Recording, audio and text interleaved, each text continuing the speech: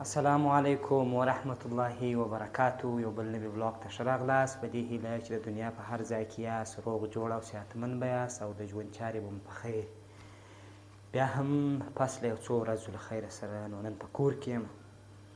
غرمه ده له خیره سره نو نن د غرمې ډوډۍ مې شوق کړی دی، یعنې چې خپله یې تیارومه نو نن به له خیره سره ښه وطني بانجڼ درته اماده کړمه. نو تاسې به هم دا طرز و طریقه ووینئ چې څنګه په افغانستان کې دا بانجڼ خلک څنګه پخوي، نو بیا خصوصا په کندهار کې زموږ طریقه څنګه ده. نو راځئ له خیره سره شان اماده کوو. نو په اشپزخانه کې یم، وینئ مې چې کور یم نن له خیره سره. اول به دا بانجڼ مې اماده کړي دي، خو یو دانه مې پرېښې ده چې د نمونې لپاره چې څنګه باید پرې شي هغه طریقه به یې در وښیم. دا په دې طریقه باندې به بانجڼ سپین سي او بس داسې به کاټ سي. دې څه هغه د کابل خلک یا هغه د لوړې خوا خلک چې په افغانستان کې دي د دې څه یو رقم بانجڼ ورته وایي لغتک. هغه په دغه کې پخوي، په تناره کې. دغه دې نور مې تیار سپین کړي دي. نو اوس مې د خیر سره د ضرورت مواد یې بس خالي بانجڼ دي او رومیان دي، مرچک دي او ګشنیز دي. ځینې خلک چې دي دغه هم وراچوي، آنین هم وراچوي، یعنې پیاز. خو ما ته خپله پیاز خوند نه پکښې راکوي.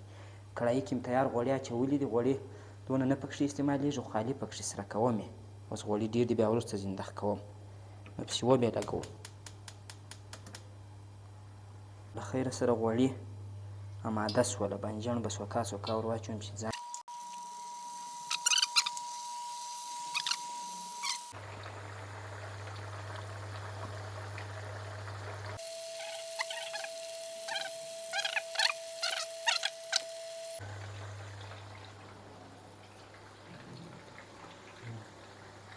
بانجڼ تقریبا بس په سره کېدو دي. رنګ خو وینئ چې تغییر یې وکړي.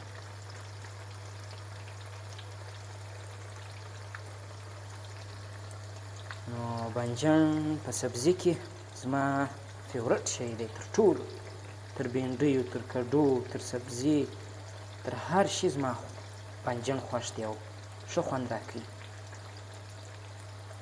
نن به ووینئ چې په څنګه طریقه یې درته پخوم او څنګه خوندور.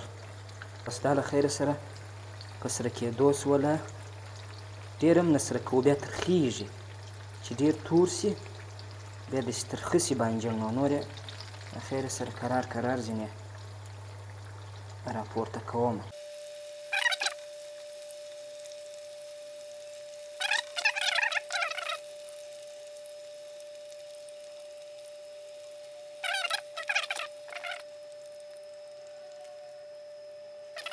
سره سول. نو بانجڼ مو ځینې راوکښله، خیره سره اوس ور اچوو رومیان. دا یو رومی هم داسې راسه پاته سوی دی.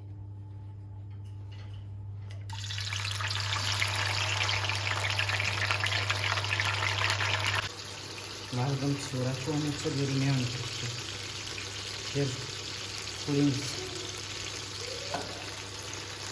سر ورباندې ږدم، باندې کښېږدم چې رومیان ښه چی دوی چې ما بانجڼ پخوله ښه ډېر ګرمي کېږي. نو لمبېدله فکر کوم، اوس لمبېدلې ده. نو اوس یې د دونه ګرمي نه کېږي. اوس ما بانجڼ درته پاخه کړو. دغه دې وینې زه تا چې ګرځېدم دا بانجڼ بیا اوس دې وخورئ. صحیح ده؟ هلته یو سلام وکړه دوی ته ورته څنګه یاست؟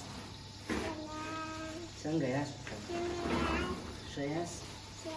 نن چې خورې له خیره بابا چې در پخوي بانجڼ رومیان ستا ټولو شیانو ستا بانجڼ خوښ دی. هو زما هم بانجڼ خوښ دی، ستا هم بانجڼ خوښ دی. نو د زویا هم بانجڼ خوښ دی ډېر او زما هم خوښ دی. دا چې زه یې پاخه کړم بیا بیخي بانجڼ خوند ورکوي زویا ته. اوس مو رومیان پرې ایښي دي. رومیان له خیره سره ګورو چې څنګه سي.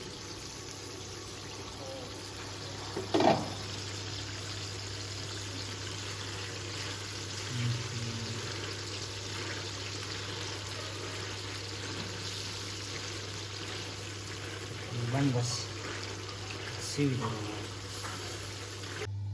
مستې به هم ورته دغه کړو ځکه د د بانجونو هغه مین شی چې دی هغه مستې دي. نو دا به وروسته وګورو چې څنګه یې پوره اچوو دا مستې.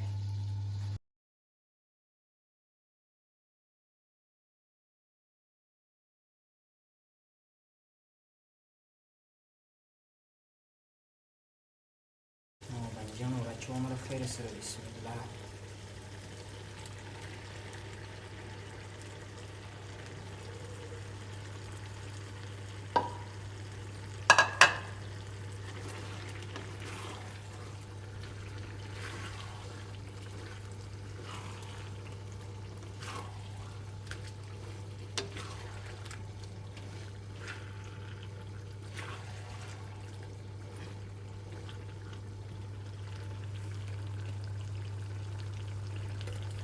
سره وښورو راوښورو هغه به یو دم غوړي اوس هم پکښې زیات دي چې پاخه شي برابر خیر سره بیا اماده شي. غوړي به یو څه نور هم ځینې ایسته کړو.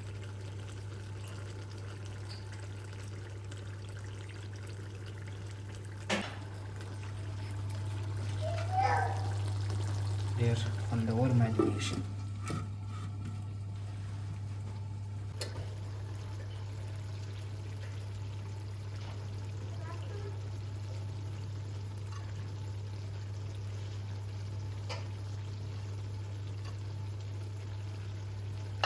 تقریبا آماده دي خیر سره.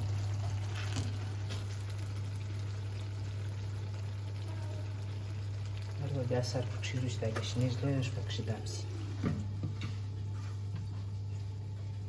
خیر سره بانجان بالا په آماده کېدو دي. اوس به د خیر سره دا کار ورته وکړو. ځکه مهم شی چې دی خلک چکیده ور اچوي، خو داسې حساب د چکیده اوس داسې هر ځای پیدا کېږي. نو بیا مستې چې دي مستې بهترینه لار ده.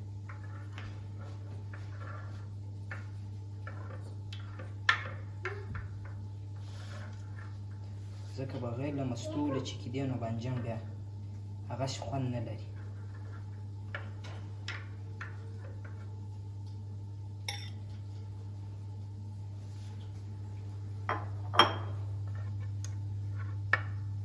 څه مالګه به هم پرې واچوو، ځکه مالګه مو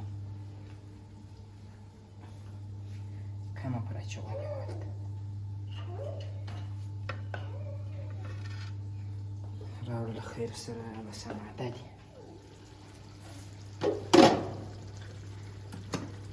بسم الله. غوړي به نور اچوو.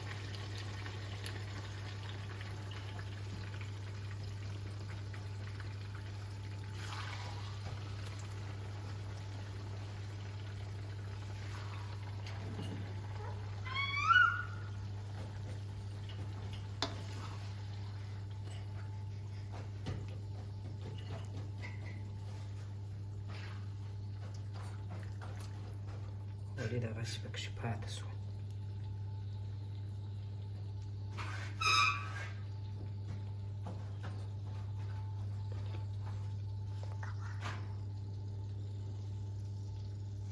بس به نو یو څه مستې د خیره سره نور یې هم پرې واچوو. راوړو دلته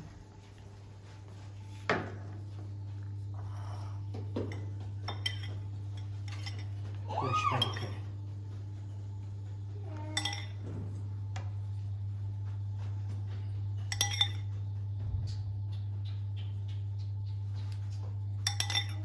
چې هغه سټایل یې هم برابر شي.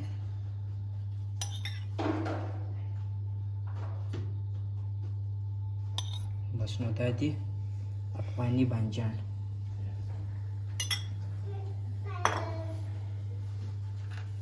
بس ورته وګورئ. اوس بیا له خیره سره نوشیجان کوو. نو له خیره سره راغلو. له خیره سره نو اوس یې خوند به ورته کلیپ مو ورسره وکړئ چې ویې ګورو چې خوندور راغلي دي که یا. بسم الله الرحمن الرحیم.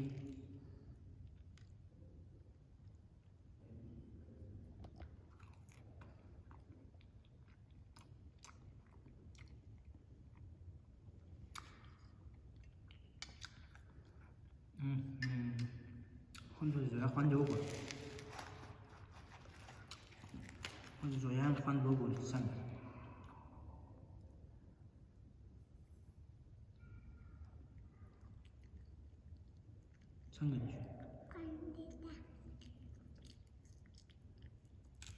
نو موږ به له خیر سره بانجڼ نوشي جان خو تاسو هم په کور کې دا ریسیپي امتحان کوئ خوند یې وګورئ نو راتلونکي ولاګ پورې ماته راکړئ اجازه هر چیرې چې یاست ښه وخت ولرئ د الله په امان